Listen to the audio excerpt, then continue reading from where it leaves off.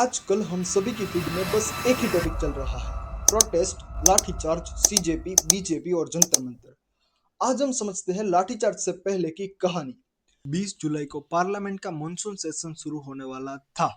इसीलिए 19 जुलाई 2026 को दिल्ली पुलिस ने पार्लियामेंट के आसपास प्रोटेस्ट करने और मार्च परमिशन देने से साफ इनकार कर दिया। फिर भी 20 जुलाई को कई ग्रुप्स और ओपोजिशन लीडर्स ने प्रोटेस्ट की कोशिश की। पुलिस ने बैरिकेडिंग करके उन्हें रोकने की कोशिश तो की, लेकिन उसके बाद भी जो लोग नहीं समझे उन पर लाठीचार्ज और कई लोगों को डिटेन भी किया।